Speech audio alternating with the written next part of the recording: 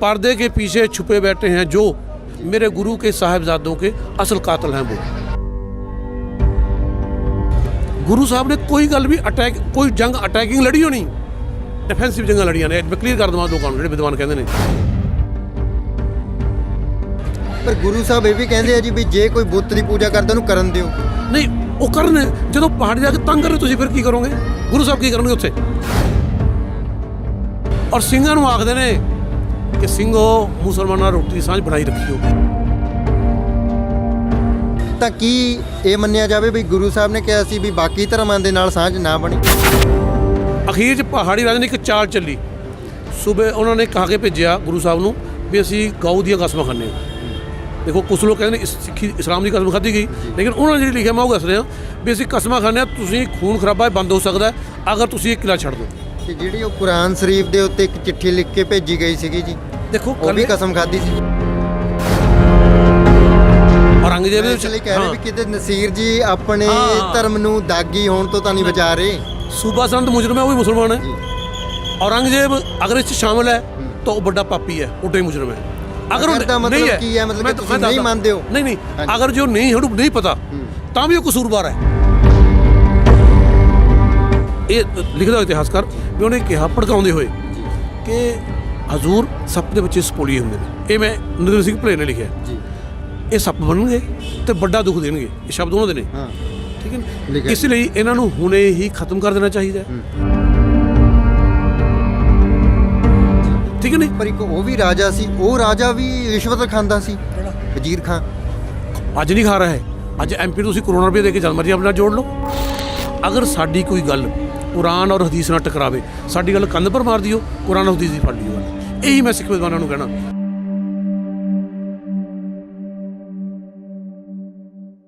ਜਦੋਂ ਗੱਲ ਸਿੱਖ ਇਤਿਹਾਸ ਵਿੱਚ ਹੋਈਆਂ ਜੰਗਾਂ ਦੀ ਆਉਂਦੀ ਹੈ ਤਾਂ ਗੱਲ ਔਰੰਗਜ਼ੇਬ ਦੀ ਕੀਤੀ ਜਾਂਦੀ ਹੈ, ਤਾਂ ਗੱਲ ਸਰਹੰਦ ਦੇ ਨਵਾਬ ਵਜ਼ੀਰ ਖਾਂ ਦੀ ਹੁੰਦੀ ਹੈ। ਤੇ ਜਦੋਂ ਗੱਲ ਸਿੱਖਾਂ ਤੇ ਮੁਸਲਮਾਨਾਂ ਦੀ ਆਪਸੀ ਸਾਂਝ ਦੀ ਹੁੰਦੀ ਹੈ ਤਾਂ ਨਵਾਬ ਮਲੇਰਕੋਟਲਾ ਦੀ ਗੱਲ ਹੁੰਦੀ ਹੈ, ਸਾਈਂ ਮੀਆਂ ਮੀਰ ਜੀ ਦੀ ਗੱਲ ਹੁੰਦੀ ਹੈ, ਪੀਰ ਬੁੱਧੂ ਸ਼ਾਹ ਜੀ ਦੀ ਗੱਲ ਹੁੰਦੀ ਹੈ, ਤੇ ਗੱਲ ਮੋਤੀ ਮਹਿਰਾ ਦੀ ਹੁੰਦੀ ਹੈ। ਇਹਨਾਂ ਦਿਨਾਂ ਦੇ ਵਿੱਚ ਸ਼ਹੀਦੀ ਦਿਹਾੜੇ ਚੱਲ ਰਹੇ ਨੇ ਤੇ ਸ਼ਹੀਦੀ ਦਿਹਾੜਿਆਂ ਦੇ ਵਿੱਚ ਲੋਕ ਸ੍ਰੀ ਫਤਿਹਗੜ੍ਹ ਸਾਹਿਬ ਦੀ ਧਰਤੀ ਦੇ ਉੱਤੇ ਨਤਮਸਤਕ ਹੋਣ ਦੇ ਲਈ, ਨਿੱਕੀਆਂ ਜਿੰਦਾਂ ਨੂੰ ਸਿਰ ਝੁਕਾਉਣ ਦੇ ਲਈ, ਮਾਤਾ ਗੁਜਰ ਕੌਰ ਜੀ ਨੂੰ ਸ਼ਰਧਾਂਜਲੀ ਦੇਣ ਦੇ ਲਈ ਪਹੁੰਚ ਰਹੇ ਨੇ। ਤੇ ਅਜਿਹੇ ਦੇ ਵਿੱਚ ਅਸੀਂ ਵੀ ਸ੍ਰੀ ਫਤਿਹਗੜ੍ਹ ਸਾਹਿਬ ਸ਼ਹੀਦਾਂ ਦੀ ਪਾਵਨ ਪਵਿੱਤਰ ਉਸ ਧਰਤੀ ਤੇ ਖੜ੍ਹੇ ਹਾਂ। ਤੇ ਮੇਰੇ ਨਾਲ ਇਸ ਵੇਲੇ ਮੌਜੂਦ ਨੇ ਮੁਸਲਿਮ ਵਿਦਵਾਨ, ਜਾਂ ਉਹਨਾਂ ਨੂੰ ਕਹਿ ਲਈ ਆਪਾਂ ਇਤਿਹਾਸਕਾਰ ਵੀ ਕਹਿ ਸਕਦੇ ਹਾਂ, ਕਿਉਂਕਿ ਬਹੁਤ ਸਾਰੇ ਤੁਸੀਂ ਟੀਵੀ ਚੈਨਲਾਂ 'ਤੇ ਵੀ ਉਹਨਾਂ ਨੂੰ ਵੇਖਿਆ ਹੋਵੇਗਾ। ਮੈਂ ਹੁਣੇ ਤੁਹਾਡੀ ਜਿਹੜੀ ਹੈਗੀ ਉਹਨਾਂ ਦੇ ਨਾਲ ਮੁਲਾਕਾਤ ਕਰਵਾ ਦੇਣੀ ਹੈ, ਪਰ ਅਸੀਂ ਸਭ ਤੋਂ ਪਹਿਲਾਂ ਉਹਨਾਂ ਦਾ ਸਵਾਗਤ ਕਰ ਲੈਂਦੇ ਹਾਂ। ਨਸੀਰ ਅਖਤਰ ਜੀ, ਬਹੁਤ ਬਹੁਤ ਸਵਾਗਤ ਜੀ। ਬਹੁਤ ਬਹੁਤ ਧੰਨਵਾਦ ਜੀ, ਤੁਸੀਂ ਮੈਨੂੰ ਆਪਣੇ ਚੈਨਲ ਰਾਹੀਂ ਦਰਸ਼ਕਾਂ ਦੇ ਰੂਬਰੂ ਹੋਣ ਦਾ ਮੌਕਾ ਦਿੱਤਾ। ਮੈਂ ਤੁਹਾਡਾ ਬਹੁਤ ਬਹੁਤ ਧੰਨਵਾਦੀ ਹਾਂ।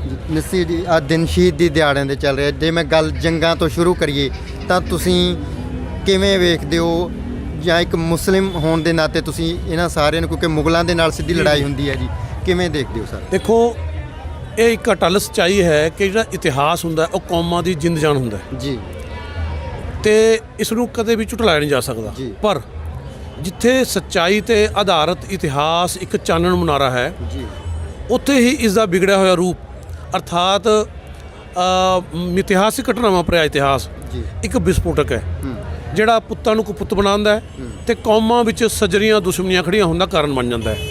1947 ਦੀ ਉਹ ਭਿਆਨਕ ਘਟਨਾ ਇਤਿਹਾਸ ਦਾ ਹੀ ਸਿੱਟਾ ਸੀ। ਠੀਕ ਹੈ ਨਹੀਂ? ਬਾਕੀ ਸੰਸਾਰ ਦਾ ਇਤਿਹਾਸ ਗਵਾਹ ਹੈ ਕਿ ਸਮੇਂ-ਸਮੇਂ ਤੋਂ ਇਹ ਹਾਕਮਾਂ ਨੇ ਆਪਣੀ ਹਕੂਮਤ ਨੂੰ ਕਾਇਮ ਰੱਖਣ ਲਈ ਹਰ ਪ੍ਰਕਾਰ ਦੇ ਜਾਇਜ਼ ਤੇ ਨਾਜਾਇਜ਼ ਢੰਗ ਅਪਣਾਇਆ ਜੀ, ਕਿਉਂਕਿ ਹਾਕਮਾਂ ਲਈ ਪਹਿਲਾਂ ਉਹਨਾਂ ਦੀ ਹਕੂਮਤ ਹੁੰਦੀ ਹੈ ਧਰਮ ਮਗਰੋਂ ਜੀ, ਬਲਕਿ ਹਾਕਮ ਲੋਕ ਤਾਂ ਆਪਣੇ ਮੁਫਾਦ ਲਈ, ਆਪਣੇ ਸਵਾਰਥ ਲਈ ਧਰਮ ਦਾ ਇਸਤੇਮਾਲ ਕਰਦੇ ਰਹੇ ਨੇ ਤੇ ਅੱਜ ਵੀ ਕਰ ਰਹੇ ਨੇ। ਅਜਿਹਾ ਹੀ ਇੱਕ ਜਾਬਰ ਜ਼ਾਲਿਮ ਹੁਕਮਰਾਨ ਸੂਬਾ ਸਰਹੰਦ ਸੀ ਜਿਨ੍ਹਾਂ ਨੇ ਨੰਨੀਆਂ ਮਾਸੂਮ ਜਿੰਦਾਂ ਨੂੰ ਧਰਮ ਦੇ ਨਾਮ ਤੇ ਸ਼ਹੀਦ ਕੀਤਾ, ਜਦ ਕਿ ਜਿਸ ਧਰਮ ਵਿੱਚ ਮਾਸੂਮ ਬੇਕਸੂਰ ਬੱਚਿਆਂ ਲਈ ਕੋਈ ਸਜ਼ਾ ਹੀ ਨਹੀਂ ਹੈ, ਕੋਈ ਸਜ਼ਾ ਹੈ ਹੀ ਨਹੀਂ, ਤੇ ਉਹ ਸੂਬਾ ਸਰਹੰਦ ਉਸੇ ਧਰਮ ਦੇ ਇਸਲਾਮ ਦੇ ਨਾਮ ਤੇ ਹੀ ਬੱਚਿਆਂ ਨੂੰ ਸ਼ਹੀਦ ਕਰਦਾ ਹੈ। ਇਸ ਤੋਂ ਵੱਡਾ ਜ਼ੁਲਮ ਹੋਰ ਕੀ ਹੋ ਸਕਦਾ ਹੈ ਜੀ? ਠੀਕ ਹੈ ਨਹੀਂ? ਜੇ ਹੁਣ ਅਸੀਂ ਗੱਲ ਕਰੀਏ ਛੋਟੇ ਸਾਹਿਬਜ਼ਾਦਿਆਂ ਦੀ, ਸਰਸਾ ਨਦੀ 'ਤੇ ਜਦੋਂ ਪਰਿਵਾਰ ਵਿਛੋੜਾ ਪੈ ਦਿੰਦਾ ਹੈ। ਤੇ ਉਸ ਤੋਂ ਪਹਿਲਾਂ ਦੇਖਦੇ ਹਾਂ, ਅਸੀਂ ਸ਼ੁਰੂ ਕਰਦੇ ਹਾਂ ਗੁਰੂ ਸਾਹਿਬ ਦੀ ਪਹਿਲੀ ਲੜਾਈ ਤੋਂ। ਜੀ ਗੁਰੂ ਸਾਹਿਬ ਇਤਿਹਾਸ ਦੱਸਦਾ ਹੈ 1676 ਤੋਂ ਲੈ ਕੇ 1688 ਦਾ ਸਮਾਂ ਜੀ ਤੇ ਅਸੀਂ ਰੁਖ ਕਰਦੇ ਹਾਂ ਸ਼੍ਰੀ ਅਨੰਦਪੁਰ ਸਾਹਿਬ ਦੀ ਧਰਤੀ ਦਾ। ਜੀ ਗੁਰੂ ਸਾਹਿਬ ਬੜੇ ਹੀ ਸ਼ਾਂਤਮਈ ਢੰਗ ਨਾਲ ਉੱਥੇ ਆਪਣੇ ਮਿਸ਼ਨ ਅਰਥਾਤ ਇੱਕ ਰੱਬ ਦੀ ਪੂਜਾ ਦੇ ਉਪਦੇਸ਼ ਵਿੱਚ ਰੁੱਝੇ ਹੋਏ ਸਨ। ਜੀ ਲੋਕ ਪਹਾੜੀ ਰਾਜਸਥਾਨ ਲੋਕ ਵੱਡੀ ਗਿਣਤੀ ਵਿੱਚ ਗੁਰੂ ਸਾਹਿਬ ਨਾਲ ਜੁੜਦੇ ਜਾ ਰਹੇ ਸੀ ਉਹਨਾਂ ਦੇ ਮਿਸ਼ਨ ਨਾਲ। ਤੇ ਜਿਹੜੇ ਅਨੇਕ ਪੂਜਕ ਨੇ, ਅਨੇਕਾਂ ਨੂੰ ਪੂਜਾ ਕਰਨ ਵਾਲੇ ਆਲੇ ਦੁਆਲੇ ਪਹਾੜੀ ਰਾਜੇ ਸੀ, ਉਹਨਾਂ ਤੋਂ ਇਹ ਗੱਲ ਸਹਿਨ ਨਹੀਂ ਹੋਈ ਤੇ ਉਹਨਾਂ ਨੇ ਗੁਰੂ ਸਾਹਿਬ ਦਾ ਵਿਰੋਧ ਕੀਤਾ ਇਸ ਮਾਮਲੇ ਤੇ। ਔਰ ਇਹਦੇ ਬਾਰੇ ਮੈंने ਪਿਛਲੇ ਆਪਣੀ ਇੰਟਰਵਿਊ ਜ਼ਿਕਰ ਕੀਤਾ ਸੀ। ਸ਼੍ਰੀ ਗੁਰੂ ਪ੍ਰਤਾਪ ਸੂਰਜ ਗ੍ਰੰਥ ਪੰਨਾ ਨੰਬਰ 5844 ਰਿਤ 6 ਅੰਸੂ 28 ਤੇ ਉਸ ਪੰਮੇ ਪ੍ਰੋਧ ਦਾ ਜ਼ਿਕਰ ਕੀਤਾ ਸੀ, ਜਿਹੜਾ ਬਿਲਕੁਲ ਪਰਦੇ ਦੇ ਪਿੱਛੇ ਛੁਪਿਆ ਹੋਇਆ, ਜਿਸ ਨੇ ਜਦੋਂ ਦੇਖਿਆ ਕਿ ਲੋਕ ਸਿੱਖੀ ਨਾਲ ਜੁੜਦੇ ਜਾ ਰਹੇ ਨੇ ਪਹਾੜੀ ਰਿਆਸਤਾਂ ਦੇ, ਤਾਂ ਉਹਨੇ ਪਹਾੜੀ ਰਾਜਿਆਂ ਨੂੰ ਪ੍ਰੇਰਿਆ ਤੇ ਗੁਰੂ ਸਾਹਿਬ ਵਿਰੁੱਧ ਲਾਮਬੰਦ ਕੀਤਾ। ਔਰ ਮੇਰਾ ਖਿਆਲ मैंने ਪਿਛਲੀ ਇੰਟਰਵਿਊ 'ਚ ਕਿਹਾ ਸੀ ਵੀ 99.9% ਦਰਸ਼ਕ ਅੱਜ ਪਹਿਲੀ ਵਾਰੀ ਉਸ ਪੰਮੇ ਪ੍ਰੋਧ ਦਾ ਨਾਮ ਸੁਣਨਗੇ, ਜਿਹੜਾ ਗੁਰੂ ਸਾਹਿਬ ਦੀਆਂ ਸਾਰੀਆਂ ਲੜਾਈਆਂ ਤੇ ਚਾਰੇ ਸਾਹਿਬਜ਼ਾਦਿਆਂ ਦੇ ਸ਼ਹੀਦੀ ਦਾ ਅਸਲ ਮੁਜਰਮ पर्दे के पीछे छुपा हुआ सी, जिसके बारे में कहना होना पर्दे के पीछे छुपे बैठे हैं जो मेरे गुरु के साहिबजादों के असल कातिल हैं वो। इतिहास दसदा है कि हुण पहाड़ी राजे जो धर्म की बुनियाद पड़ गए तो उन्होंने गुरु साहब से हल्ला बोल दिता। इसका हवाला है जीवन कथा पन्ना नंबर 85 तो जफरनामा स्ट्रीक पन्ना नंबर 14 पर लिखा है कि पहाड़ी राजे मजहबी ख्याल करके गुरु जी के मिशन के विरोधी सन। इस प्रकार पहाड़ी राजे तो सिखों के अतिअंत विरोधी हो गए, दोनों हवाले आ गए। हुण 18 सितंबर 1688 का दिन है, भगानी का मैदान है। एक पासे गुरु साहब की अगवाई सिंघां की फौज है तो दूजे पासे पहाड़ी राजा की फौज है। लड़ाई का बिगल बजदा है तो 500 साधु जिहड़े गुरु साहब दी रोटियां दे पल के डाढे मोटे होए सन समय सिर मैदान चों नस जांदे ने। जद ये खबर पहुँचती है संडौरा शरीफ के पीर बुद्धू शाह की तुसीं गल कीती है, वो अपने 2000 मुसलमान मुरीदां सने गुरु साहब की मदद लई इस भीड़ समय मैदान जंग में आ निकलता है तो गुरु साहब का जोरदार साथ दिंदा है और गुरु साहब को जित प्राप्त होती है। पर इस लड़ाई में पीर बुद्धू शाह के अपने घर के 8 जी, जिस विच उहदे पुत्र भरा भतीजे सन तो 700 मुसलमान मुरीद गुरु साहब वालों हो के लड़ते हुए मारे जाते हैं। हवाला हैगा तवारी गुरु खालसा उर्दू पन्ना नंबर 158, जीवन कथा गुरु गोबिंद सिंह जी पन्ना नंबर 121। हुण सानूं सोचना पैना है भी ये जंगां दे की गल्लां छुट के साढ़े पहली जंग है गुरु साहब की। इस भगानी की जंग तो कुछ गल्लां साढ़े सामने आउंदियां ने। मैं पिछली इंटरव्यू कहा थी पहली गल तो है कि गुरु साहब के जीवन की सब तो पहली लड़ाई सी भगानी की, जिहड़ी कि गुरु साहब ते पहाड़ी राजा विचकार लड़ी गई और यही लड़ाई अगलियां जंगां का कारण बनी। वो किवें जी? क्योंकि जो पहाड़ी राजे हार गए तो अपनी बेइज्जती का बदला पहले तो वो धर्म के असूल से लड़े थे, हुण उन्होंने अपनी बेइज्जती का मसला आ गया, नक का मसला आ गया, हुंदा ही है। पहलवान हार जाए दोबारा कोशिश करता ना। दूसरी ये लड़ाई खालिस धर्म की बुनियाद पर लड़ी गई थी, जिमें कि प्रसिद्ध सिख विद्वान भाई कान सिंह जी नाभा गुरमत सुधारक पन्ना नंबर 153 लिखते हैं, गुरु साहब का पहाड़ी राजाओं के साथ नीति संबंधी पॉलिटिकल कोई विवाद न था, केवल धर्म के असूल पर विरोध होकर जंग हुआ। तीसरी इस लड़ाई नाल मुसलमानों का ਜਾਂ ਸਮੇਂ ਦੀ हुकूमत का कोई लेना देना नहीं सी, क्योंकि मुसलमान तो बल्कि पीर बुद्धू शाह की अगवाई में गुरु साहब की मदद लई इस जंग में शामिल होए सन। हुण मैं इन्हां दे कारण तुहानूं दस रहा, तुसीं कारण पुछे ने, मैंने पिछले भी किया सी, कुछ लोगों को इतराज़ है। मैं दसदा भाई नरिंਦਰ ਸਿੰਘ ਪਲੇਰ अपनी किताब है उन्होंने सिखा लिए हिंदू चंगे या मुसलमान पन्ना नंबर 32 33 34 35 36 का मैं हवाले दूंगा। इतिहास दसदा वो लिखते हैं कि क्योंकि गुरु साहब बुत परस्ती के कट्टर विरोधी सन, क्योंकि सिक्खी की बुनियाद इस तरह रखी है एक रब की एकता से, इसलिए पहाड़ी राजे ये चाहते सन कि सिक्खी ते खालसे नूं ताकत नाल फड़ दित्ती जाए, जम्मदे ही गला घुट के मार दिता जाए, ये वड्डा कारण सी। दूसरा है वो लिखते हैं वही अगले पेज से कि गुरु साहब की शान तो शाही ठाठ बाठ नूं देख के पहाड़ी राजे बहुत साड़ा करते सन। गुरु साहब को एक रंजीत नगारा रखा हुआ सी, जब फिर चोट लाई जाती तो सारे पहाड़ गूंज उठते आले दुआले दे, तो पहाड़ी राजा नूं इंज जापदा कि चोट नगारे ते नहीं उन्हां दे सिर ते मारी जाती है। इन्हां गल्लां नूं मुख रख के पहाड़ी राजा ने गुरु साहब ते हल्ला बोलिया सी। ते मुगलों दे किवें विच आ जांदा जी? फिर हाँ मैं दसदा, इतिहास भी दसदा है। तवारी गुरु खालसा पन्ना नंबर 153, जफरनामा स्ट्रीक पन्ना नंबर 6, सिखा लिए हिंदू चंगे या मुसलमान पन्ना नंबर 33 ते तिन्ने विद्वान लिखते हैं कि जदों लगभग 12 लड़ाइयां हुई पहाड़ी राजा दियां गुरु साहब नाल, जदों वो थक हार गए ਉਹਨਾਂ ਨੂੰ ਨਿਸ਼ਚੈ ਹੋ ਗਿਆ ਵੀ ਅਸੀਂ ਗੁਰੂ ਸਾਹਿਬ ਦੀ ਜਿੱਤ ਪ੍ਰਾਪਤ ਨਹੀਂ ਕਰ ਸਕਦੇ, ਤਾਂ ਉਹਨਾਂ ਨੇ ਆਪਣੀ ਸਹਾਇਤਾ ਲਈ ਸੂਬੇ ਸਰਹੰਦ ਨੂੰ 20,000 ਰੁਪਈਆ, ਉਸ ਵੇਲੇ ਅੱਜ ਦਾ 20 ਅਰਬ ਰੁਪਈਆ, ਤੇ ਬੇਸ਼ੁਮਾਰ ਕੀਮਤੀ ਤੋਹਫੇ ਦਿੱਤੇ। ਇਸ ਚਾਲ ਨਾਲ ਉਹਨਾਂ ਨੇ ਉਸ ਸਮੇਂ ਦੀ ਹਕੂਮਤ ਨੂੰ ਇਹਨਾਂ ਲੜਾਈਆਂ ਵਿੱਚ ਖਿੱਚ ਲਿਆ। ਸਿੱਖ ਇਤਿਹਾਸ ਦੱਸਦਾ ਹੈ ਕਿ ਇਸ ਤੋਂ ਪਹਿਲਾਂ ਗੁਰੂ ਸਾਹਿਬ ਦੀ ਸਮੇਂ ਦੀ ਹਕੂਮਤ ਨਾਲ ਜਾਂ ਸਮੇਂ ਦੀ ਹਕੂਮਤ ਗੁਰੂ ਸਾਹਿਬ ਨਾਲ ਕੋਈ ਸਿੱਧਾ ਝਗੜਾ ਨਹੀਂ ਸੀ। ਉਸ ਸਮੇਂ ਦੇ ਪਹਾੜੀ ਰਾਜਾ ਨੇ ਉਸ ਸਮੇਂ ਦੇ ਸੂਬਾ ਸਰਹੰਦ ਤੋਂ ਸਹਾਇਤਾ ਲਈ ਸੀ। ਜਿਵੇਂ ਕਿ ਪ੍ਰਸਿੱਧ ਹਿੰਦੂ ਵਿਦਵਾਨ ਮਹਾਸ਼ਾ ਸੰਤ ਰਾਮ ਜੀ ਅਸ਼ੁਭਤਾ, अपनी किताब है हिंदू जाति और सिख गुरु, पन्ना नंबर है 7-8, जितने वाक़यात हैं, जितनी घटनावां हैं और उनका श्री गुरु गोविंद सिंह जी की ज़िंदगी के साथ ताल्लुक़ है, संबंध है, उन सब में पहाड़ी राजाओं के साथ ज़ोर आजमाई पाई जाती है। गुरु साहब की तमाम उम्र पहाड़ी राजाओं के साथ जंग में सर्फ हुई। प्रसिद्ध विद्वान महेंद्र सिंह जी गिल लिखते हैं 19 जनवरी 1975 अजीत जलंधर, अकाली पत्र का जलंधर 19 जनवरी 1975। आख्या जाता है कि महाराज श्री गुरु गोबिंद सिंह जी समय की हुकूमत के विरुद्ध सन।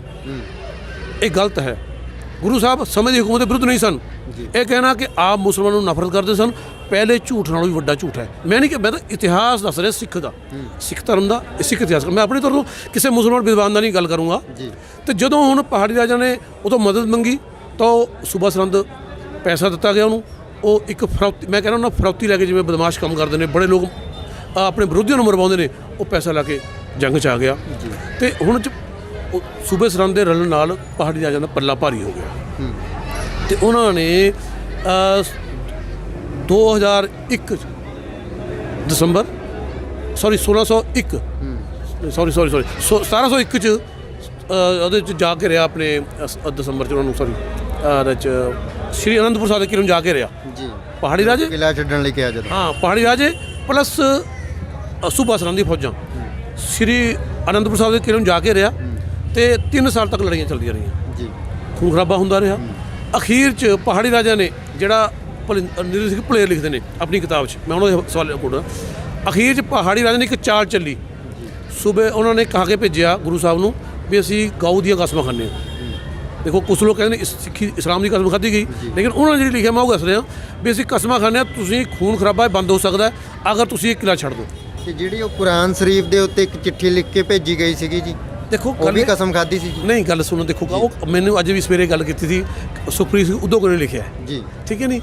पहली गल तो यह, मैं देखो एक मैं होर गल स्पष्ट कर देवां,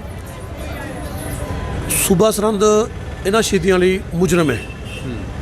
अगर औरंगजेब किते नसीर जी अपने धर्म नूं दागी होण तो नहीं बचा रहे, सूबा सरहंद मुजरम है, वो भी मुसलमान है। औरंगजेब अगर इस शामिल है तो वो बड़ा पापी है, उल्टा ही मुजरम है। अगर नहीं है, नहीं मानते हो, नहीं अगर जो नहीं पता तां भी वो कसूरवार है, तां यही कसूरवार है क्योंकि हुकूमत उसदी सी, क्योंकि इस्लाम की सिक्ख्या है अगर तुहाडी हुकूमत च किसी नाल जुल्म वधीकी हुंदी है, तुहानूं नहीं पता या कोई भुखा प्यासा मर जांदा है तो तुसीं मुजरम हो।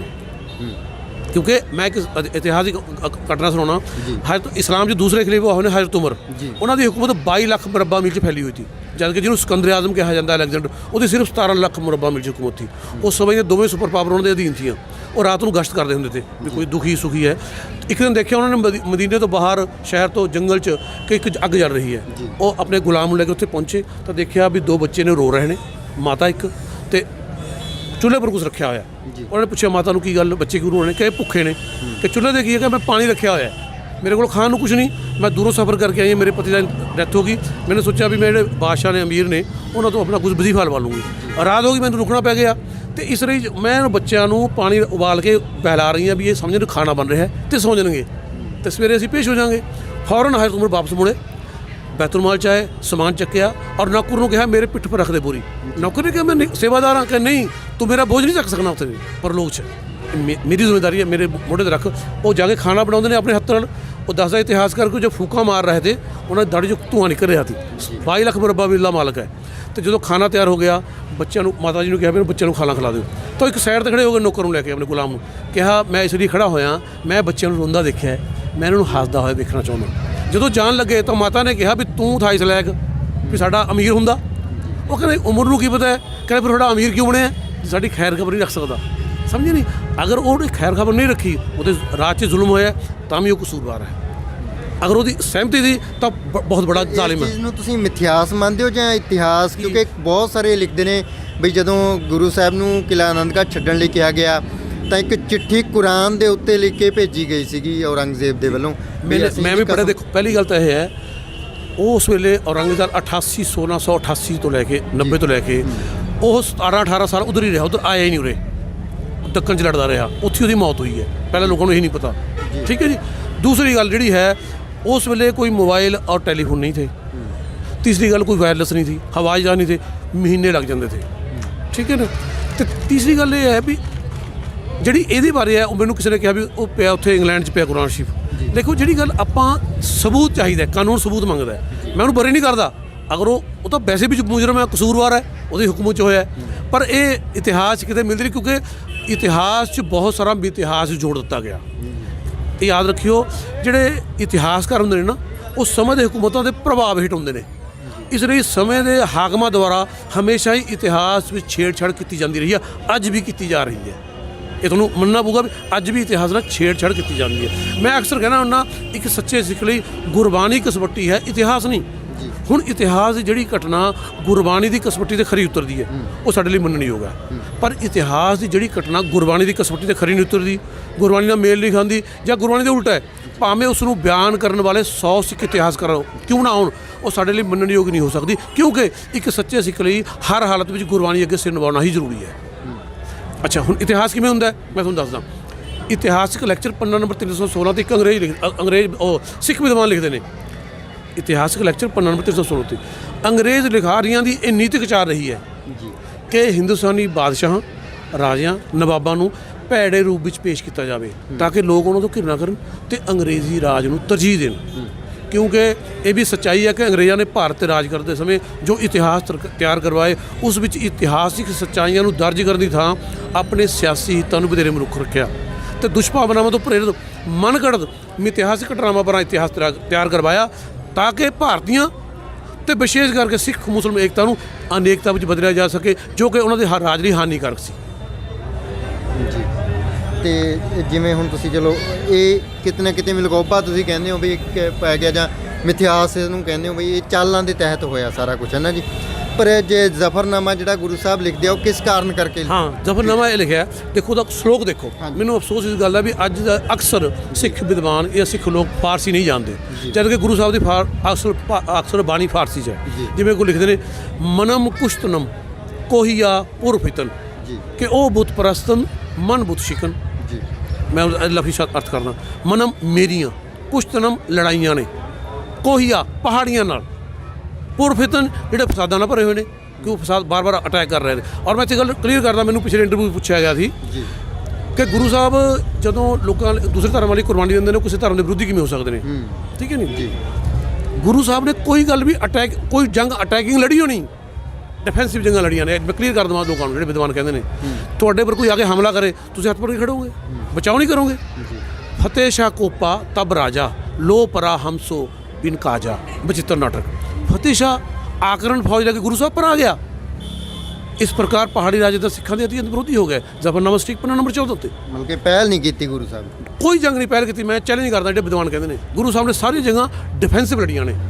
ਜੇ ਉਹ ਉਹਨਾਂ ਪਰ ਪਹਾੜੀ ਰਾਜੇ ਹਮਲਾ ਕਰਨਗੇ, ਕੋਈ ਮੁਗਲ ਕਰੂਗਾ ਤਾਂ ਡਿਫੈਂਸ ਨਹੀਂ ਕਰਨਗੇ। ਹਰ ਬੰਦੇ ਨੂੰ ਰਾਈਟ ਹੈ ਆਪਣੀ ਜਾਨ ਬਚਾਵੇ, ਆਪਣੀ ਇੱਜ਼ਤ ਬਚਾਉਣ ਦਾ ਹੱਕ ਹੈ। ਤੇ ਇਹ ਲੋਕਾਂ ਨੂੰ ਭੁਲੇਖਾ ਦੂਰ ਕਰ ਦੇਣਾ ਚਾਹੀਦਾ। ਔਰ ਮੈਂ ਇਸ ਚੀਜ਼ ਦਾ ਚੈਲੰਜ ਕਰਦਾ, ਕੋਈ ਬੰਦਾ ਸਾਬਤ ਕਰ ਦੇਵੇ ਆ ਕੇ। ਇਸ ਕਰਕੇ ਗੁਰੂ ਸਾਹਿਬ ਨੇ ਕੋਈ ਜੰਗ ਨਹੀਂ ਲੜੀ, ਸਾਰੀਆਂ ਜੰਗਾਂ ਡਿਫੈਂਸਿਵ ਲੜੀਆਂ ਨੇ। ਅੱਛਾ, ਜਿਹੜੀ ਕਲਚਰ ਦੀ ਜ਼ਫਰਨਾਮੇ ਦੀ, ਮਨਮ ਕੁਸ਼ਤਨਮ ਮੇਰੀਆਂ ਲੜਾਈਆਂ ਨੇ ਪਹਾੜੀ ਰਾਜਿਆਂ ਨਾਲ। ਕੌਣ ਨੇ ਉਹ?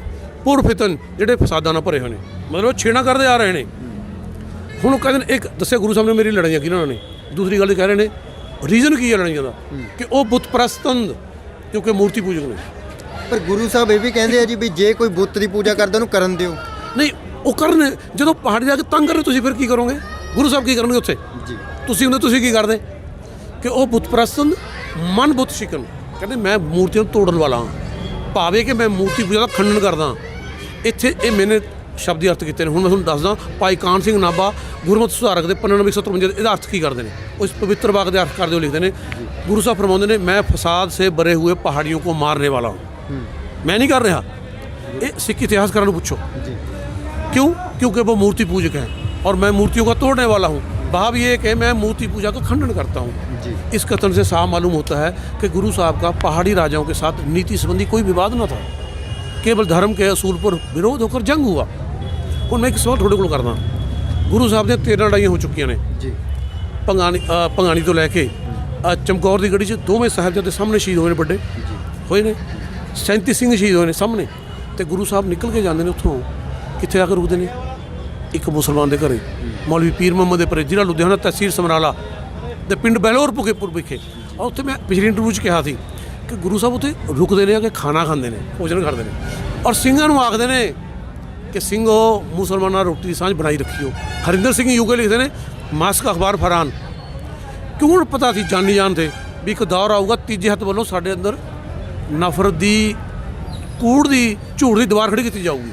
ਜਾਨੀ ਜਾਨ ਤੋਂ ਜਾਣਦੇ ਥੇ, ਉਹ ਉਹਨਾਂ ਵਾਸਤੇ ਨਹੀਂ ਕਿਹਾ ਸੀ ਮੈਨੇ ਪਿਛਲੀ ਇੰਟਰਵਿਊ, ਉਹ ਸਾਡੇ ਵਾਸਤੇ ਕਿਹਾ ਸੀ, ਸਾਡੇ ਲੋਕਾਂ ਵਾਸਤੇ। ਪਰ ਝੂਠ ਦਾ ਜ਼ਿਆਦਾ ਟਾਈਮ ਲੰਬਾ ਨਹੀਂ ਹੁੰਦਾ। ਕੂੜ ਨਿਖੱਟੇ ਨਾਨਕਾ ਉਹਦੇ ਸੱਚ ਰਹੀ, ਉਹ ਖਤਮ ਹੋਇਆ। ਉਸ ਤੋਂ ਬਾਅਦ ਮੈਂ ਦੱਸਦਾ, ਫਿਰ ਉਹ ਪਹੁੰਚਦੇ ਨੇ, ਉਸ ਤੋਂ ਬਾਅਦ ਪਹੁੰਚਦੇ ਨੇ ਗੁਰੂ ਸਾਹਿਬ ਉੱਥੋਂ ਨਿਕਲ ਕੇ ਮਾਛੀਵਾੜੇ ਜੰਗਲਾਂ 'ਚ, ਗਨੀ ਖਾਂ, ਨਬੀ ਖਾਂ, ਫਿਰ ਰਾਏਕੋਟ ਕੱਲਾ ਪਹੁੰਚਦੇ ਨੇ। ਇਸੇ ਤੇ ਆਪਾਂ ਆਉਣਾ ਜੀ। ਮੈਂ ਤੁਹਾਡੇ ਨਾਲ ਆਪਣੀ ਸਾਂਝ ਦੀ ਗੱਲ ਕੀਤੀ ਉਹਨਾਂ ਨੇ ਮੁਸਲਮਾਨ ਭਾਈ, ਨਹੀਂ। ਪਰ ਹਿੰਦ ਦੀ ਚਾਦਰ ਗੁਰੂ ਸਾਹਿਬ ਗੁਰੂ ਤੇਗ ਬਹਾਦਰ ਜੀ ਨੇ ਵੀ ਉਹਦੇ ਬਲਿਦਾਨ ਦਿੱਤਾ ਜੀ। ਮੈਂ ਦੱਸਦਾ, ਪਹਿਲਾਂ ਇਹਨੂੰ ਕੱਲ੍ਹ ਕਰ ਲਈ। ਉਸ ਤੋਂ ਬਾਅਦ ਦੀਨਾ ਗਾਗੜ ਪਹੁੰਚਦੇ ਨੇ ਗੁਰੂ ਸਾਹਿਬ। 13 ਲੜਾਈਆਂ ਹੋ ਚੁੱਕੀਆਂ ਨੇ। ਉਸ ਤੋਂ ਬਾਅਦ ਜਿਹੜੀ 14ਵੀਂ ਲੜਾਈ ਸੀ, ਉਹ ਅਕਾਲ ਤਖਤ ਦੇ ਜਥੇਦਾਰ ਸਾਹਿਬ ਨਾਲ ਮੇਰੀ ਗੱਲ ਹੋਈ ਸੀ। ਉਹ 14ਵੀਂ ਲੜਾਈ ਸੂਬੇ ਸਰਹੰਦ ਨੇ ਇਸ ਕਰਕੇ ਲੜੀ ਕਿ ਗੁਰੂ ਸਾਹਿਬ ਔਰੰਗਜ਼ੇਬ ਤੱਕ ਨਾ ਪਹੁੰਚ ਜਾਣ, ਕਿਉਂਕਿ ਉਹਨਾਂ ਦਾ ਇੱਕ ਲੈਟਰ ਆ ਗਿਆ ਸੀ ਗੁਰੂ ਸਾਹਿਬ ਨੂੰ ਅਲੱਗ ਤੋਂ ਵੀ ਤੁਸੀਂ ਮੈਨੂੰ ਦੱਖਣ ਆ ਕੇ ਮਿਲੋ, ਤੁਹਾਡੇ ਅਪਰਾਧੀਆਂ ਲਈ ਜਿਹਨਾਂ ਨੇ ਤੁਹਾਡਾ ਜ਼ੁਲਮ ਕਮਾਇਆ ਇਹ, ਉਹਨਾਂ ਲਈ ਤੁਸੀਂ ਆਪ ਹੀ ਯੋਗ ਦੰਡ ਤਜਵੀਜ਼ ਕਰੋ। ਠੀਕ ਹੈ ਨੇ। ਹੁਣ ਉਹ ਗੁਰੂ ਸਾਹਿਬ ਜਾ ਰਹੇ ਥੇ, ਨੰਦੇੜੀ ਸਰਕਾਰੀ ਜਾ ਰਹੇ ਥੇ ਨਾ। ਤੇ ਮੈਂ ਇੱਕ ਪੁੱਛਦਾ ਵੀ 13 ਲੜਾਈਆਂ ਹੋ ਚੁੱਕੀਆਂ ਨੇ, 13 ਲੜਾਈਆਂ ਤੋਂ ਬਾਅਦ ਜਫਰਨਾਮਾ ਲਿਖਿਆ ਗਿਆ। ਕਿਆ ਗੁਰੂ ਸਾਹਿਬ ਇਹ ਨਹੀਂ ਲਿਖ ਸਕਦੇ ਥੇ ਵੀ ਮੇਰੀਆਂ ਪਹਿਲੀਆਂ ਲੜਾਈਆਂ ਪਹਾੜੀ ਰਾਜਾ ਨਾਲ ਥੀਆਂ, ਬਾਅਦ 'ਚ ਸਮੇਂ ਦੀ ਹੁਕੂਮਤ ਨਾਲ ਨੇ? ਮੈਂ ਸਾਫ਼ ਨਹੀਂ ਕਿਸੇ ਨੂੰ ਕਰਦਾ, ਕਲੀਅਰ ਨਹੀਂ ਕਰਦਾ, ਮੈਂ ਇੱਕ ਸਵਾਲ ਖੜਾ ਹੁੰਦਾ ਇੱਥੇ। ਗੁਰੂ ਸਾਹਿਬ ਫਿਰ ਵੀ ਇਹ ਕਹਿ ਰਹੇ ਨੇ, ਕਿਉਂਕਿ ਉਹ ਜਾਣਦੇ ਥੇ ਇਹਦੇ ਪਿੱਛੇ ਕੌਣ ਹੈ। ਠੀਕ ਹੈ ਨੇ। ਮੈਂ ਪਿਛਲੀ ਇੰਟਰਵਿਊ 'ਚ ਕਿਹਾ ਸੀ ਮੋਗੇ ਇੱਕ ਕਤਲ ਹੋ ਗਿਆ 7 ਸਾਲ ਪਹਿਲਾਂ ਜ਼ਿਲ੍ਹੇ 'ਚ। ਕੁਝ ਦਿਨਾਂ ਬਾਅਦ ਉਹ ਕਾਤਲ ਫੜਿਆ ਗਿਆ, ਪੇਸ਼ ਕੀਤਾ ਪੁਲਿਸ ਨੇ ਕੋਰਟ 'ਚ। ਉਹਨੇ ਇਕਬਾਲ ਕਰ ਲਿਆ ਮੈਨੇ ਕਤਲ ਕੀਤਾ, ਪਰ ਪੁਲਿਸ ਨੇ ਰਿਮਾਂਡ ਮੰਗਿਆ। ਅਜੀਬ ਗੱਲ ਹੈ, ਜਦ ਮੈਨੇ ਮਨਜ਼ੂਰ ਕਰ ਲਿਆ ਮੈਂ ਕਾਤਲ ਹਾਂ, ਸਜ਼ਾ ਦੇ ਕੇ ਕੇਸ ਬੰਦ ਕਰੋ। ਨਹੀਂ, ਅਗਲੀ ਪੇਸ਼ੀ 'ਤੇ ਪੇਸ਼ ਕੀਤਾ ਗਿਆ। ਜਿਹੜੇ ਲੋਕ ਤੇ ਹੱਕੇ ਬੱਕੇ ਰਹਿ ਗਏ। ਪਤਾ ਲੱਗਿਆ, ਉਹਨੇ ਕਿਹਾ ਕਿ ਮੇਰਾ ਇਸ ਮਰਨ ਵਾਲੀ ਦੀ ਪਤਨੀ ਨਾਲ ਸੰਬੰਧ ਥੇ ਨਜਾਇਜ਼।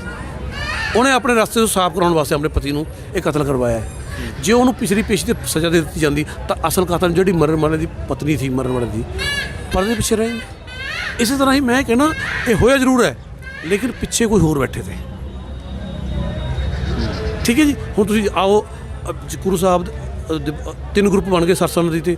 ਇੱਕ ਗਰੁੱਪ ਗੁਰੂ ਸਾਹਿਬ ਦਾ ਨਿਕਲ ਜਾਂਦਾ ਹੈ ਕੋਟਲਾ ਨਿਹੰਗ ਖਾਂ, ਸਿੱਧੇ ਜਾ ਕੇ ਉੱਥੇ ਰੁਕਦੇ ਨੇ ਜੀ। ਚੇਰਾਂ ਦੇ ਮਿੱਤਰ ਪਹਿਲਾਂ ਵੀ 3 ਵਾਰੀ ਫੈਮਲੀਆਂ ਰੁਕ ਚੁੱਕੇ ਨੇ ਉੱਥੇ। ਉੱਥੇ ਜਾ ਕੇ 1.5 ਦਿਨ ਰਹਿੰਦੇ ਨੇ, 20 ਦਸੰਬਰ ਨੂੰ ਪਹੁੰਚਦੇ ਨੇ ਸ਼ਾਮ ਨੂੰ, ਰਾਤ ਰੁਕੇ, ਪੂਰਾ ਦਿਨ ਰੁਕੇ, ਦੂਜੀ ਰਾਤ ਨੂੰ ਨਿਕਲਦੇ ਨੇ ਉੱਥੋਂ। ਕੋਟਲਾ ਨਿਹੰਗ ਖਾਂ ਦਾ ਬੇਟਾ ਆਲਮ ਖਾਨ ਅੱਧੀ ਰਾਤ ਨੂੰ ਛੱਡ ਜਾਂਦਾ ਹੈ। ਜੇ ਇਹ ਲੜਾਈ ਮੁਸਲਮਾਨਾਂ ਨਾਲ ਹੁੰਦੀ ਇਸਲਾਮ 'ਚ ਕਦੇ ਵੀ ਨਹੀਂ ਜਾਂਦਾ ਸੀ, ਚੱਪੇ ਚੱਪੇ 'ਤੇ ਫੌਜ ਲੱਗੀ ਹੋਈ ਸੀ। ਠੀਕ ਹੈ ਜੀ। ਦੂਸਰੀ ਜਿਹੜੀ ਹੈ ਗੁਰੂ ਮਾਤਾ ਜੀ ਦੀ ਅਗਵਾਈ 'ਚ ਦੋਵੇਂ ਸਾਹਿਬਜ਼ਾਦੇ ਸਰਸਾ ਨਦੀ ਕ੍ਰੋਸ ਕਰਨ ਲੱਗਦੇ ਨੇ। ਪਾਣੀ ਬਹੁਤ ਭਰਿਆ ਹੁੰਦਾ ਉਸ ਵੇਲੇ, ਖਿਲਾਫ ਉਹਦੇ ਪਾਣੀ ਹੁੰਦਾ ਨਹੀਂ ਹੈਗਾ, ਤਾਂ ਉਹ ਛੱਲ ਆਉਂਦੀ ਆ, ਘੋੜਾ ਫਿਸਲ ਜਾਂਦਾ, ਰੌਲਾ ਪੈਂਦਾ, ਤਾਂ ਕੰਢੇ 'ਤੇ ਬੈਠਾ ਹੈ ਕੁੰਮਾ ਮਾਸ਼ਕੀ। ਇਤਿਹਾਸ ਨੇ ਇੱਥੇ ਵੀ ਜ਼ੁਲਮ ਕੀਤਾ। ਉਹਦਾ ਨਾਮ ਸੀ ਕਯੂਮ ਬਖਸ਼, ਅਬਦੁਲ ਕਯੂਮ। ਜਿਵੇਂ ਕਰਨੈਲ ਸਿੰਘ ਦਾ ਨਾਮ ਕੈਲਾ, ਜਰਨੈਲ ਦਾ ਨਾਮ ਜੈਲਾ। ਇਹ ਨਾਂ ਕਿੱਥੋਂ ਮਿਲਿਆ ਤੁਹਾਨੂੰ? ਇਤਿਹਾਸ 'ਚ ਮੈਨੂੰ ਬੜਾ ਅਫਸੋਸ ਹੋਇਆ। ਕਿੱਥੇ ਹੈ ਜੀ ਮੇਰੇ ਹੁਣ ਉਹ ਘਟਨਾ ਨਾਮ ਪੂਰਾ ਯਾਦ ਨਹੀਂ, ਮੇਰੇ ਪੇਜ ਨੰਬਰ ਨਿਕਲ ਗਿਆ ਮੇਰੇ ਕਿਤਾਬ ਦਾ। 96 ਹੋਣੇ, ਕੁੰਮਾ ਮਾਸ਼ਕੀ ਵੀ ਹੋਣੇ। ਮੈਂ ਜਾ ਕੇ ਆਇਆ, ਮੈਂ ਵੀ ਜਾ ਕੇ ਆਇਆ। ਉਹਦਾ ਨਾਮ ਸੀ ਕਯੂਮ ਬਖਸ਼। ਤੁਸੀਂ ਇਸ ਬਾਰੇ ਜਿਹੜੇ ਹੈੱਡ ਗ੍ਰੰਥੀ ਨੇ ਆਪਣੇ ਫਤਿਹਗੜ੍ਹ ਸਾਹਿਬ ਦੇ, ਇਹਨਾਂ ਕੋਲ ਵੀ ਇਤਿਹਾਸ ਪਿਆ ਹੋ। ਮੇਰੀ ਇਹਨਾਂ ਪਿਛਲੇ ਹਫ਼ਤੇ ਹੀ ਗੱਲ ਹੋਈ ਸੀ ਕਿ ਕਯੂਮ ਬਖਸ਼ ਨਾਮ ਸੀ। ਕੁਝ ਇਤਿਹਾਸ ਕਰਦੇ ਨੇ ਅਬਦੁਲ ਕਯੂਮ, ਉਹਨੂੰ ਕੁੰਮਾ ਪਿਆਰ 'ਚ ਕਿਹਾ ਜਾਂਦਾ ਸੀ। ਇਤਿਹਾਸ ਨੇ ਲੁਕੋ ਲਿਆ। ਉਸ ਤੋਂ ਬਾਅਦ ਉੱਥੋਂ ਗੰਗੂ ਜਿਹੜਾ ਦੁਸ਼ਟ ਸੀ, ਕਿ ਉਹਨੂੰ ਪਤਾ ਸੀ ਗੁਰੂ ਸਾਹਿਬ ਕੋਲ, ਮਾਤਾ ਜੀ ਕੋਲ ਸੋਨੇ ਦੀਆਂ ਮੋਹਰਾਂ ਨੇ ਬਹੁਤ ਜ਼ਿਆਦਾ।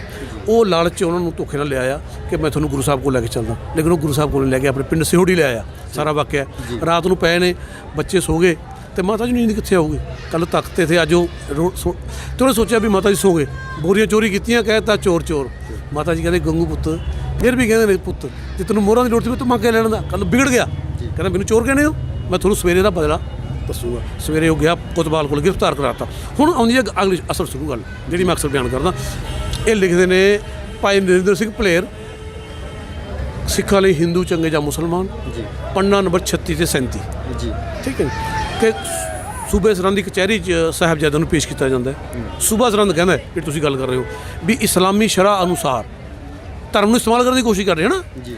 ਇਸਲਾਮੀ ਸ਼ਰ੍ਹਾ ਅਨੁਸਾਰ ਇਹਨਾਂ ਨੂੰ ਕਿਹੜੀ ਸਜ਼ਾ ਦਿੱਤੀ ਜਾ ਸਕਦੀ ਹੈ। ਇਤਿਹਾਸ ਗਵਾਹ ਹੈ, ਉਹ ਲਿਖਦੇ ਨੇ ਨਰਿੰਦਰ ਸਿੰਘ ਭਲੇਰ ਕਿ ਕਾਜ਼ੀ ਨੇ ਕਿਹਾ ਕਿ ਹਜ਼ੂਰ ਐਡੇ ਮਾਸੂਮ ਬੱਚਿਆਂ ਲਈ ਜਿਨ੍ਹਾਂ ਦੇ ਵਿਰੁੱਧ ਕੋਈ ਨਿੱਜੀ ਜੁਰਮ ਵੀ ਨਹੀਂ, ਇਸਲਾਮ ਵਿੱਚ ਇਸਲਾਮੀ ਸ਼ਰ੍ਹਾ ਵਿੱਚ ਕੋਈ ਸਜ਼ਾ ਤਜਵੀਜ਼ ਹੀ ਨਹੀਂ ਕੀਤੀ ਗਈ, ਕੋਈ ਸਜ਼ਾ ਹੈ ਹੀ ਨਹੀਂ, ਤੁਸੀਂ ਕਿਵੇਂ ਦੇ ਸਕਦੇ ਹੋ। ਸੂਬੇ ਸਰਹੰਦ ਕੋਲ ਕੋਈ ਜਵਾਬ ਨਹੀਂ, ਖਾਮੋਸ਼ ਹੋ ਗਿਆ। ਉਹਨੇ ਫਿਰ ਮਲੇਰਕੋਟਲੇ ਦੇ ਨਵਾਬ ਸ਼ੇਰ ਮੁਹੰਮਦ ਖਾਨ ਨੂੰ ਕਿਹਾ ਵੀ ਤੁਹਾਡੇ ਭਰਾ ਨਾਹਰ ਖਾਨ ਦਾ ਇਹਨਾਂ ਨੇ ਕਤਲ ਕੀਤਾ, ਇਹਨਾਂ ਦੇ ਪਿਤਾ ਨੇ, ਗੁਰੂ ਸਾਹਿਬ ਨੇ, ਅਰਥਾਤ ਤੁਸੀਂ ਆਪਣੇ ਭਰਾ ਦੇ ਕਤਲ ਦਾ ਬਦਲਾ ਲੈ ਸਕਦੇ ਹੋ। ਇਹ ਲਿਖਿਆ ਉੱਚ। ਨਵਾਬ ਸ਼ੇਰ ਮੁਹੰਮਦ ਖਾਨ ਕਚਹਿਰੀ 'ਚ ਮੌਜੂਦ ਸੀ ਉਸ ਵੇਲੇ, ਨਵਾਬ ਸ਼ੇਰ ਮੁਹੰਮਦ ਖਾਨ ਮਲੇਰਕੋਟਲੇ ਵਾਲੇ। ਉਹਨੇ ਕਿਹਾ ਜਿਹੜਾ ਮੇਰੇ ਭਰਾ ਦਾ ਕਤਲ ਹੋਇਆ ਹੈ ਉਹਦਾ ਮੈਂ ਬਦਲਾ ਜੰਗ ਦੇ ਮੈਦਾਨ 'ਚ ਲਵਾਂਗਾ, ਜਿਹੜਾ ਅਸੂਲ ਹੈ। ਇਹ ਮਾਸੂਮ ਬੱਚੇ ਨੇ, ਮੇਰੇ ਨਾਲ ਕੋਈ ਝਗੜਾ ਹੀ ਨਹੀਂ, ਮੈਂ ਇਹਨਾਂ ਨੂੰ ਆਜ਼ਾਦ ਕਰਦਾ, ਬਰੀ ਕਰਦਾ, ਮੈਂ ਮਾਫ ਕਰਦਾ। ਹੁਣ ਸੂਬੇ ਸਰਹੰਦ ਕੋਲੇ ਸਾਹਿਬਜ਼ਾਦਿਆਂ ਨੂੰ ਸਜ਼ਾ ਦੇਣ ਦਾ ਕੋਈ ਆਧਾਰ ਨਹੀਂ ਰਹਿ ਗਿਆ ਸੀ, ਉਹ ਚੁੱਪ ਹੋ ਗਿਆ। ਇਤਿਹਾਸ ਦੱਸਦੇ ਤਾਂ ਉੱਥੇ ਮੌਜੂਦ ਦੀਵਾਨ ਸੁੱਚਾਨੰਦ, ਜਿਹੜਾ ਕਿ ਅਸਲ ਵਿੱਚ ਪਹਾੜੀ ਰਾਜਿਆਂ ਦਾ ਇੱਕ ਕਰਿੰਦਾ ਸੀ, ਅਸਲ ਕਰਿੰਦਾ ਸੀ ਉਹ, ਤੇ ਸੂਬੇ ਸਰਹੰਦ ਦਾ ਖਾਸ ਸਲਾਹਕਾਰ ਸੀ। ਉਹਨੇ ਸੂਬੇ ਸਰਹੰਦ ਨੂੰ ਕਿਹਾ ਕਿ ਸੱਪ ਦੇ ਬੱਚੇ ਸਪੋਲੀਏ ਹੁੰਦੇ ਨੇ। ਇਹ ਮੈਂ ਉਹੀ ਕੋਟ ਕਰ ਰਿਹਾ ਕਿਉਂਕਿ ਫਿਰ ਲੋਕ ਕਹਿੰਦੇ ਨੇ ਕਿੱਥੋਂ ਲਿੱਤਾ, ਨਰਿੰਦਰ ਸਿੰਘ ਭਲੇਰ ਦੇ ਹੋਰ ਵੀ ਬਹੁਤ ਸਾਰੀਆਂ ਕਿਤਾਬਾਂ 'ਚ ਹੈ। ਉਹਨੇ ਲਿਖਿਆ ਵੀ ਇਹ ਕਰਿੰਦਾ ਸੀ, ਕਰਿੰਦਾ ਹੋਰ ਕਿਤਾਬ 'ਚ ਹੈ। ਹਾਂ ਕਿਉਂਕਿ ਮੈਂ ਵਾਰ-ਵਾਰ ਇਹੀ ਕਹਿ ਰਿਹਾ ਵੀ ਤੁਸੀਂ ਉਹਨੂੰ ਦਾਗੀ ਹੋਣ ਤੋਂ ਨਹੀਂ ਬਚਾ ਰਹੇ। ਕਿਹਨੂੰ? ਨਹੀਂ ਬਿਲਕੁਲ ਨਹੀਂ ਜੀ। ਕਿਹਨੂੰ? ਵਜ਼ੀਰ ਖਾਨ। ਉਹ ਤਾਂ ਬਜ਼ੁਰਗ ਥਾ ਜੀ, ਕਿਸੇ ਵੀ ਤਰ੍ਹਾਂ ਕਤਲ ਕੀਤਾ ਉਹਨੇ ਕੀਤਾ। ਦੇਖੋ ਉਹ ਵੀ ਕਿਤੇ ਨਾ ਕਿਤੇ ਗੱਲ ਕਮਾ ਕੇ 100% ਨਹੀਂ ਮੈਂ ਕਹਿਣਾ ਵੀ ਇਹ ਤਿੰਨੇ ਕਾਤਲ ਨੇ। ਇੰਡੀਅਨ ਪੈਨਲ ਕੋਡ ਦੀ ਧਾਰਾ 120 ਦੇ ਮੁਤਾਬਕ ਉਹ ਖਸਾਉਣ ਵਾਲਾ ਵੀ ਉਹਨਾਂ ਹੀ ਮੁਜਰਮ ਹੈ ਜਿੰਨਾ ਕਤਲ ਕਰਨ ਵਾਲਾ। ਮੈਂ ਤਾਂ ਉੱਥੇ ਜਾ ਰਿਹਾ, ਉਹ ਤਾਂ ਕਲੀਅਰ ਹੈ। ਮੈਂ ਅਕਸਰ ਕਹਿਣਾ ਹੁੰਦਾ ਵੀ ਸੂਬੇ ਸਰਹੰਦ ਨੇ ਸਾਹਿਬਜ਼ਾਦੇ ਨੂੰ ਸ਼ਹੀਦ ਕੀਤਾ, ਇਹ ਸਵਾਲ ਨਹੀਂ ਹੈ। ਸਵਾਲ ਇਹ ਹੈ ਕਿ ਸੂਬੇ ਸਰਹੰਦ ਨੇ ਸਾਹਿਬਜ਼ਾਦੇ ਨੂੰ ਸ਼ਹੀਦ ਕਿਉਂ ਕੀਤਾ। ਗੱਲ ਇਹ ਖੜੀ ਹੈ ਨਾ ਅਸਲ 'ਚ, ਉਹ ਤਾਂ ਕਲੀਅਰ ਹੋ ਗਿਆ। ਤੇ ਹੁਣ ਜਦੋਂ ਉਹਨੇ ਕਹਿਤਾ ਤਾਂ ਉਹਨੇ ਕਿਹਾ ਵੀ ਇਹ ਲਿਖਦਾ ਇਤਿਹਾਸਕਾਰ ਵੀ ਉਹਨੇ ਕਿਹਾ ਭੜਕਾਉਂਦੇ ਹੋਏ ਕਿ ਹਜ਼ੂਰ ਸੱਪ ਦੇ ਬੱਚੇ ਸਪੋਲੀਏ ਹੁੰਦੇ ਨੇ। ਇਹ ਮੈਂ ਨਰਿੰਦਰ ਸਿੰਘ ਭਲੇਰ ਨੇ ਲਿਖਿਆ। ਇਹ ਸੱਪ ਬਣਨਗੇ ਤੇ ਵੱਡਾ ਦੁੱਖ ਦੇਣਗੇ, ਇਹ ਸ਼ਬਦ ਉਹਨਾਂ ਦੇ ਨੇ। ਠੀਕ ਹੈ ਨਾ, ਇਸ ਲਈ ਇਹਨਾਂ ਨੂੰ ਹੁਣੇ ਹੀ ਖਤਮ ਕਰ ਦੇਣਾ ਚਾਹੀਦਾ। ਹੁਣ ਜਦ ਬਾਰ-ਬਾਰ ਉਕਸਾਉਣ ਤੇ ਸੁੱਚਾਨੰਦ ਦੇ ਸੂਬੇ ਸਰਹੰਦ ਨੇ ਉਹਨਾਂ ਨੂੰ ਮਾਸੂਮ ਨੰਨੀਆਂ ਜਿੰਦਾਂ ਨੂੰ ਨੀਹਾਂ ਚਿਰਨ ਦਾ ਹੁਕਮ ਦਿੱਤਾ ਤਾਂ ਉੱਥੇ ਮੌਜੂਦ ਮਲੇਰਕੋਟਲੇ ਦੇ ਨਵਾਬ ਸ਼ੇਰ ਮੁਹੰਮਦ ਖਾਨ ਨੇ ਛੋਟੇ ਸਾਹਿਬਜ਼ਾਦੇ ਦੇ ਹੱਕ ਵਿੱਚ ਹਾਂ ਦਾ ਨਾਰਾ ਮਾਰਦੇ ਹੋਏ ਇਹ ਕਿਹਾ, ਤੇਰੀ ਲੜਾਈ ਤਾਂ ਇਹਨਾਂ ਦੇ ਪਿਤਾ ਨਾਲ ਹੈ, ਇਹਨਾਂ ਮਾਸੂਮ ਬੱਚਿਆਂ ਨੇ ਤੇਰਾ ਕੀ ਵਿਗਾੜਿਆ। ਪਰ ਸੁੱਚਾਨੰਦ ਦਾ ਦੀਵਾਨ ਸੁੱਚਾਨੰਦ ਦਾ ਭੜਕਾਇਆ ਹੋਇਆ ਸੂਬਾ ਸਰਹੰਦ ਜਦ ਆਪਣੀ ਗੱਲ ਤੋਂ ਨਾ ਟਲਿਆ ਤਾਂ ਮਲੇਰਕੋਟਲੇ ਦਾ ਨਵਾਬ ਸ਼ੇਰ ਮੁਹੰਮਦ ਖਾਨ ਇਹ ਕਹਿੰਦਾ ਹੋਇਆ ਵਾਕਆਊਟ ਕਰ ਗਿਆ ਕਿ ਜਿੱਥੇ ਮਾਸੂਮਾਂ 'ਤੇ ਜ਼ੁਲਮ ਹੁੰਦਾ ਹੈ ਉੱਥੇ ਰੱਬ ਦਾ ਕਹਿਰ ਨਾਜ਼ਲ ਹੁੰਦਾ ਹੈ, ਉੱਥੇ ਹੁਣ ਇੱਥੇ ਰੱਬ ਦਾ ਕਹਿਰ ਨਾਜ਼ਲ ਹੋਊਗਾ। ਫਿਰ ਇਤਿਹਾਸ ਦੀ ਉਹ ਮਨਹੂਸ ਦੁਰਘਟਨਾ ਵਾਪਰੀ ਜਿਹੜੀ ਕਿ ਨਹੀਂ ਸੀ ਵਾਪਰਨੀ ਚਾਹੀਦੀ। ਲੱਖ ਲੱਖ ਲਾਹਨਤਾਂ ਉਹਨਾਂ ਸਾਰੇ ਜ਼ਾਲਮਾਂ 'ਤੇ ਜਿਨ੍ਹਾਂ ਨੇ ਇਹ ਜ਼ੁਲਮ ਕਮਾਇਆ, ਚਾਹੇ ਕੋਈ ਹੈ, ਚਾਹੇ ਮੁਸਲਮਾਨ ਦੇ ਭੇਸ 'ਚ ਹੈ, ਚਾਹੇ ਹਿੰਦੂ ਦੇ ਭੇਸ 'ਚ ਹੈ, ਚਾਹੇ ਕਿਸੇ ਭੇਸ 'ਚ ਵੀ ਹੈ। ਕਿਉਂਕਿ ਉਹਨੇ ਸੂਬੇ ਸਰਹੰਦ ਨੇ ਕੀਤਾ ਮੁਸਲਮਾਨ ਦੇ ਭੇਸ 'ਚ। ਮੈਂ ਕਹਿਣਾ ਕਿਉਂਕਿ ਇਸਲਾਮ ਦਾ ਇਹ ਚੀਜ਼ ਨੂੰ ਰੋਕਦਾ। ਬੱਚਿਆਂ ਲਈ ਸਜ਼ਾ ਨਹੀਂ ਹੈ, ਨਿਰਦੋਸ਼ ਲਈ ਸਜ਼ਾ ਨਹੀਂ ਹੈ। ਅਗਰ ਉਹ ਬੱਚੇ ਬੜੇ ਵੀ ਹੁੰਦੇ ਨਿਰਦੋਸ਼ ਤੇ ਉਹਦਾ ਕੋਈ ਚੱਕਰ ਨਹੀਂ ਦਾ। ਕੁਰਾਨ ਦੀ ਅਟੱਲ ਕਾਨੂੰਨ ਹੈ। ਸਭ ਤੋਂ ਬੜਾ ਇਸਲਾਮ 'ਚ ਗੁਨਾਹ ਜਿਹੜਾ ਹੈਗਾ ਪਾਪ ਉਹ ਹੈ ਕਿਸੇ ਰੱਬ ਤੋਂ ਇਲਾਵਾ ਕਿਸੇ ਹੋਰ ਦੀ ਪੂਜਾ ਕਰਨਾ। ਉਸ ਤੋਂ ਬਾਅਦ ਜਿਹੜੇ ਵੱਡੇ ਗੁਨਾਹ ਨੇ ਕਿਸੇ ਵੀ ਨਿਰਦੋਸ਼ ਦਾ ਕਤਲ ਕਰ ਦੇਣਾ, ਚਾਹੇ ਉਹ ਨਾਸਤਕ ਹੈ। अन्नहु मन कतल नफ्सन बिगैर नफ्सिन औ फसादिन फिल अर्द फका अन्नमा कतल अन्नास जमीआ। कुरान मजीद सूरत अल मायदा आयत नंबर 32। जिसने नाहक जब बेकसूर किसी जान का कतल किया उन्हें सारी इंसानी का कतल करता, वो जान हिंदू की हो चाहे मुसलमान की, सिख की हो चाहे ईसाई की, बुद्ध की हो चाहे दलित की, पर इस्लाम का कानून सब एक बराबर है। क्योंकि संसार के सारे लोग उहदे पैदा किए हुए हैं, कुदरत के सब बंदे। हाँ गल है कोई उस रब नूं अल्लाह अकाल पुरख ईश्वर लॉर्ड गॉड आदि नावां द्वारा याद करदा भाषा बदलदी है। जी बिल्कुल। तो ये जिहड़ी गल तुसीं कीती जदों सरसा नदी ते घेरा पैंदा है ਤਾਂ ਲੋਕ ਇਹ ਕਹਿੰਦੇ ਨੇ ਵੀ ਮੁਗਲ ਫੌਜਾਂ ਦੇ ਨਾਲ ਪਹਾੜੀ ਰਾਜੇ ਰਲ ਗਏ। ਇਹ ਪਹਾੜੀ ਰਲੇ ਸੀ ਜਾਂ ਫਿਰ ਪਹਾੜੀਆਂ ਦੇ ਕਹਿਣ ਤੇ ਮੁਗਲ? ਅੱਛਾ ਹੁਣ ਤੁਸੀਂ ਇਹ ਦੇਖੋ ਜਿਹੜੀ ਇਤਿਹਾਸ ਸ਼ੁਰੂ ਹੁੰਦਾ ਜਿੱਥੋਂ ਆਨੰਦਪੁਰ ਸਾਹਿਬ ਕਿਲ੍ਹਾ ਘੇਰਿਆ ਜਾਂਦਾ ਹੈ, ਜਦੋਂ ਉਹਨਾਂ ਨੇ ਮੈਂ ਕਿਸੇ ਨੂੰ ਬਦਮਾਸ਼ ਨੂੰ ਮਿਲਾਊਂਗਾ ਉਹ ਮੇਰੇ ਨਾਲ ਆ ਕੇ ਰਲੂਗਾ, ਮੈਂ ਉਹਨਾਂ ਨੂੰ ਜਾ ਕੇ ਰਲੂੰਗਾ। ਮੈਂ ਤੁਹਾਨੂੰ ਸਵਾਲ ਕਰਦਾ, ਪਹਾੜੀ ਰਾਜੇ ਨੇ ਰਿਸ਼ਵਤ ਕਾਹਦੇ ਵਾਸਤੇ ਦਿੱਤੀ? 20,000 ਰੁਪਈਆ। ਅੱਜ ਦਾ 20,000 ਰੁਪਈਆ ਬੇਸ਼ੁਮਾਰ ਹੋਵੇ, ਇਹ ਸਾਰੀ ਕਿਤਾਬਾਂ 'ਚ ਭਰਿਆ ਪਿਆ। ਸੂਬੇ ਸਰਹੰਦ ਦੇ ਰਲ ਜਾਣ ਨਾਲ ਹੁਣ ਪਹਾੜੀ ਰਾਜਾਂ ਦਾ ਪੱਲਾ ਭਾਰੀ ਹੋ ਗਿਆ। ਕਲੀਅਰ ਹੋ ਗਈ ਨਾ? ਚੱਲ ਤਾਂ ਉਹੀ ਰਹੀ ਹੈ ਨਾ। 12 ਲੜਾਈਆਂ ਤਾਂ ਉਹਨਾਂ ਦੀਆਂ ਪਹਿਲਾਂ ਹੋ ਚੁੱਕੀਆਂ, 13ਵੀਂ ਥੀ ਜੀ, ਠੀਕ ਹੈ ਨਹੀਂ? ਪਰ ਇੱਕ ਉਹ ਵੀ ਰਾਜਾ ਸੀ, ਉਹ ਰਾਜਾ ਵੀ ਰਿਸ਼ਵਤ ਖਾਂਦਾ ਸੀ। ਕਿਹੜਾ? ਵਜ਼ੀਰ ਖਾਨ। ਅੱਜ ਨਹੀਂ ਖਾ ਰਿਹਾ ਹੈ। ਅੱਜ MP ਤੁਸੀਂ ਕਰੋੜਾਂ ਰੁਪਏ ਦੇ ਕੇ ਜਦ ਮਰਜ਼ੀ ਆਪਣੇ ਨਾਲ ਜੋੜ ਲਓ। ਜਨਾਬ ਲੋਕ ਮਹਾਰਾਸ਼ਟਰ 'ਚ ਕੀ ਹੋਇਆ, ਜਿਹੜੇ ਦੁਸ਼ਮਣ ਤੇ ਇੱਕ ਦੂਜੇ ਦੇ ਮਾਮੂਲੀ ਜਿਹੀ ਲਾਲਚ ਵਾਸਤੇ ਇਕੱਠੇ ਹੋ ਗਏ, ਕਾਂਗਰਸ ਔਰ ਸ਼ਿਵ ਸੈਨਾ। ਜਿਹੜਾ ਵੱਡਾ ਹੋਊਗਾ ਨਾ, ਦੱਸਦੇ ਨੇ ਸਾਡੇ ਬਜ਼ੁਰਗ ਬੜੇ ਦੱਸਦੇ ਨੇ, ਜਿਹੜਾ ਜਿੰਨਾ ਅਮੀਰ ਹੋ ਜਾਂਦਾ ਉਹਦਾ ਲਾਲਸਾ ਨਹੀਂ ਭਰਦੀ। ਉਹ ਕਹਿੰਦੇ ਮੁਸਲਮਾਨਾਂ ਦੀ ਕਬਰ ਦੀ ਮਿੱਟੀ ਭਰਦੀ ਹੈ ਉਹਨੂੰ, ਹਿੰਦੂਆਂ 'ਚ ਸਿੱਖਾਂ 'ਚ ਸ਼ਮਸ਼ਾਨ ਘਾਟ ਦੀ ਸੁਆਹ ਭਰਦੀ ਹੈ। ਉਹ ਰੱਜਦਾ ਨਹੀਂ, ਉਹ ਉਦੋਂ ਹੀ ਕਹਿੰਦੇ ਅਗਰ ਉਹਦੇ ਕੋਲ ਇੱਕ ਜੰਗਲ ਮਾਲ ਦਾ ਹੋ ਜਾਵੇ ਤਾਂ ਦੂਸਰੇ ਦੀ ਆਸ ਕਰੂਗਾ ਉਹ, ਕਿਉਂਕਿ ਉਹਦੀ ਇਨਸਾਨੀਅਤ ਨਿਕਲ ਜਾਂਦੀ ਹੈ, ਉਹ ਤਾਂ ਦੌਲਤ ਨਾਲ ਪਿਆਰ ਕਰਨ ਲੱਗ ਜਾਂਦਾ। ਜੀ ਇਤਿਹਾਸ ਗਵਾਹ ਇਸ ਚੀਜ਼ ਦਾ। ਬਿਲਕੁਲ। ਤੇ ਜੇਕਰ ਗੱਲ ਕਰੀਏ ਅਸੀਂ ਅਜੋਕੇ ਹਾਲਾਤਾਂ ਦੇ ਵਿੱਚ ਜਾਂ ਅਜੋਕੇ ਜੋ ਪ੍ਰਚਾਰਕ ਨੇ, ਫਿਰ ਉਹ ਤੇ ਕੁਝ ਹੋਰ ਸੁਣਾਉਂਦੇ ਨੇ, ਫਿਰ ਉਹਨਾਂ ਨੂੰ ਕੀ ਕੀ ਦੇਖੋ ਮੈਂ ਚਾਹੁੰਦਾ, ਦੇਖੋ ਮੈਂ ਫਿਰ ਇਹ ਕਹੂੰਗਾ, ਕਿਉਂਕਿ ਮੈਂ ਕਿਸੇ ਧਰਮ ਦਖਲ ਨਹੀਂ ਦਿੰਦਾ, ਵੀ ਇਤਿਹਾਸ ਕਸਵੱਟੀ ਹੈ। ਸਾਡੇ ਇਸਲਾਮ 'ਚ ਨਾ 1400 ਸਾਲ ਹੋ ਗਏ, 1450 ਸਾਲ ਹਜ਼ਰਤ ਮੂਸਾ ਜੀ, ਉਹਨਾਂ ਦੀ ਜਿਹੜੀ ਵਿਆਖਿਆ ਕੀਤੀ ਹੈ, 4 ਵੱਡੇ ਵਿਦਵਾਨ ਹੋਣੇ 1400 ਸਾਲਾਂ 'ਚ, ਬਹੁਤ ਵੱਡੇ ਵਿਦਵਾਨ ਹੋਏ ਹੋਰ ਵੀ। ਉਹ ਜਿਹੜੇ 4 ਵੱਡੇ ਵਿਦਵਾਨ ਨੇ ਜਿਨ੍ਹਾਂ ਨੂੰ ਪੂਰੀ ਵਰਲਡ ਦੇ ਲੋਕ ਫਾਲੋ ਕਰਦੇ ਨੇ, ਉਹਨਾਂ ਨੇ ਅਖੀਰ 'ਚ ਆਪਣੀ ਵਿਆਖਿਆ ਤੋਂ ਬਾਅਦ ਲਿਖਿਆ, ਅਗਰ ਸਾਡੀ ਕੋਈ ਗੱਲ ਕੁਰਾਨ ਔਰ ਹਦੀਸ ਨਾਲ ਟਕਰਾਵੇ, ਸਾਡੀ ਗੱਲ ਕੰਧ ਪਰ ਮਾਰ ਦਿਓ, ਕੁਰਾਨ ਔਰ ਹਦੀਸ ਦੀ ਫੜ ਲਿਓ ਗੱਲ।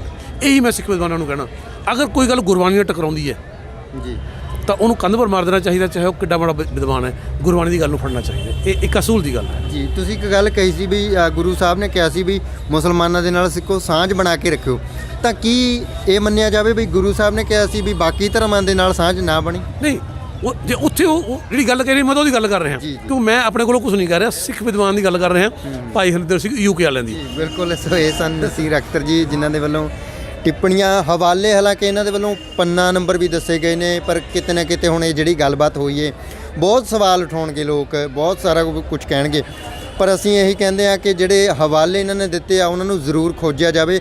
ਜੇ ਨਹੀਂ ਮਿਲਦੇ ਤਾਂ ਨਸੀਰ ਸਾਹਿਬ ਦੇ ਨਾਲ ਗੱਲਬਾਤ, ਹਾਂ ਬਿਲਕੁਲ ਮੈਂ ਤਿਆਰ ਨੇ ਹਰ ਤਰ੍ਹਾਂ ਦੀ ਗੱਲਬਾਤ ਕਰਨ ਦੇ ਲਈ, ਵਿਚਾਰਾਂ ਦੇ ਨਾਲ ਭੇਜ ਦੂੰਗਾ ਸਾਰੇ ਵਾਲੇ। ਬਹੁਤ ਸ਼ੁਕਰੀਆ ਜੀ ਅੱਜ ਦੇ ਲਈ। ਸੋ ਇਹ ਸਨ ਨਸੀਰ ਅਖਤਰ ਜੀ, ਜਿਨ੍ਹਾਂ ਦੇ ਵੱਲੋਂ ਵਿਚਾਰ ਦਿੱਤੇ ਗਏ ਨੇ।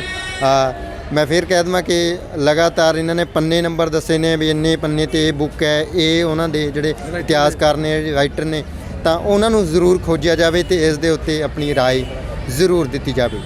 ਜਗਦੀਪ ਸਿੰਘ ਥਲਿੰਗ ਦਿਓ ਇਜਾਜ਼ਤ, ਧੰਨਵਾਦ।